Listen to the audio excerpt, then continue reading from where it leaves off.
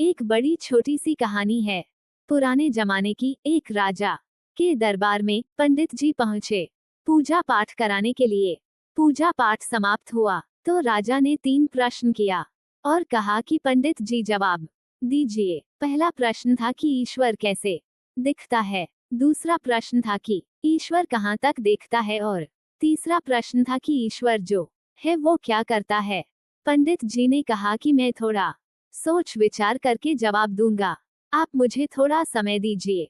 राजा ने कहा, 1 महीने का समय आपको दिया। पंडित जी घर आ गए, सोचने लगे, विचार करने लगे, लेकिन वह प्रश्न का सटीक जवाब मिल नहीं रहा था। जैसे जैसे वो डेडलाइन समाप्त हो रही थी, वो 1 महीने का समय समाप्त हो रहा था।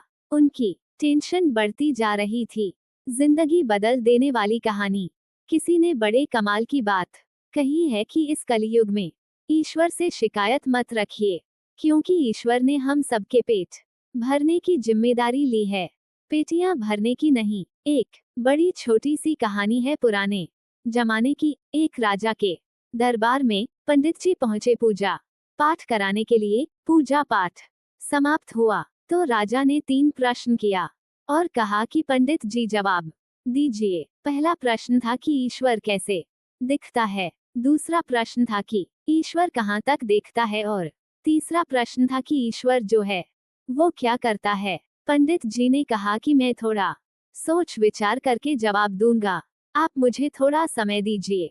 राजा ने कहा, 1 महीने का समय आपको दिया। पंडित जी घर आ गए, सोचने लगे, विचार करने लगे, लेकिन वह प्रश्न का सटीक जवाब मिल नहीं रहा था। जैसे जैसे वो डेडलाइन समाप्त हो रही थी, वो 1 महीने का समय समाप्त हो रहा था।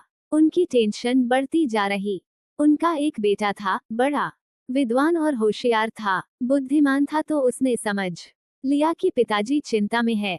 उसने पूछा कि पापा क्या हुआ, तो बताया पंडित जी ने कि राजा ने 3 प्रश्न किए हैं और उनका जवाब मांगा है। उसको लगता है कि हम जवाब दे दूंगा। तो पूछा पंडित जी के बेटे ने कि बताइए क्या प्रश्न है। उन्होंने बताया कि ईश्वर जो है वो कैसे दिखाई देता है, कहाँ तक वो देखता है और ईश्वर करता क्या है। तो पंडित जी के बेटे ने कहा कि बस इतनी सी बात है, मुझे आप लेके चलिए। 1 महीना समाप्त होने पर मैं राजा को तीनों प्रश्नों के सही जवाब दूंगा। पंडित जी ने कहा, मुझे तो बताओ। तो पंडित जी के बेटे ने कहा, नहीं, आपको भी वही पता चलेगा, आप चलो मेरे साथ। 1 महीना समाप्त हुआ, दोनों पहुंचे दरबार में। तो राजा ने पूछा कि हाँ जी पंडित जी जवाब दीजिए। तो पंडित जी ने कहा कि मैं जवाब नहीं दूंगा, मैं अपने बेटे को साथ में लाया हूँ, बड़ा बुद्धिमान है, आपके सारे प्रश्नों के सही जवाब देगा। तो राजा ने कहा पंडित जी के बेटे से कि बताओ बेटा क्या जवाब है, पहले प्रश्न का पेशेवर जो है वो कैसे दिखता है।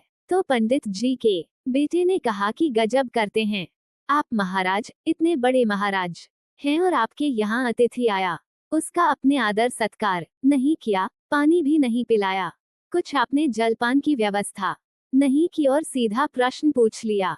राजा को शर्म आई। तुरंत जो है दूध के गिलास मंगवाए गए। दूध का गिलास आया तो पंडित जी के बेटे ने उसमें उंगली डाल करके देखना शुरू किया और दूध को बाहर निकाल कर के देखना शुरू किया। थोड़ी देर तक चलता रहा। ऐसे थोड़ी ना दिखाई देगा, वो हर आत्मा के अंदर विद्यमान है। हर आत्मा में, हर जीव में जो आता है उसमें परमात्मा रहता है। लेकिन पहले आपको नियमों का पालन करना होगा, ध्यान करना होगा, अभ्यास करना होगा, उन्हें प्रसन्न करना होगा, फिर वो आपको दिखाई देंगे।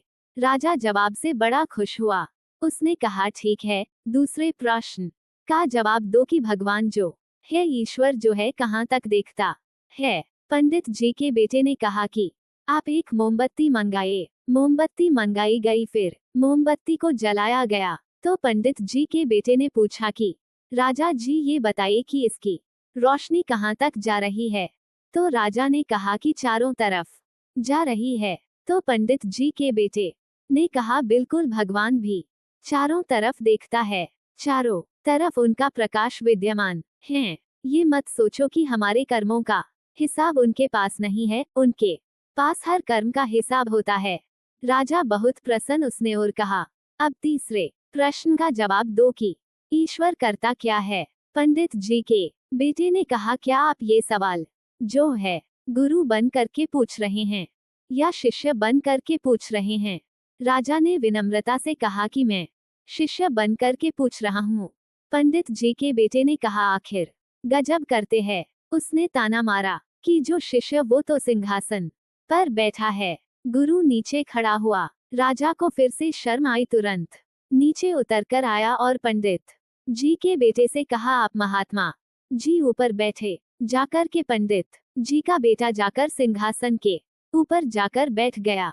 फिर राजा ने प्रश्न किया कि ईश्वर क्या करता है, तो पंडित का बेटा ने कहा कि अब बताने के लिए रहा ही क्या बताऊं मैं आपको। ईश्वर एक ही पल में राजा को रंक बना देता है और रंक को राजा। मुझे रंक को वह एक ही पल में राजा बना दिया और आपको राजा से रंक बना दिया। इस छोटी सी कहानी का सार है कि ईश्वर हर जगह में रहता है। वह हर किसी को देखते है और अपने कर्मों का फल जरूर देता है। उसके पास सब समान होता है। इसलिए हमेशा कभी भी बुरा काम मत करना, हमेशा अच्छा काम कीजिए।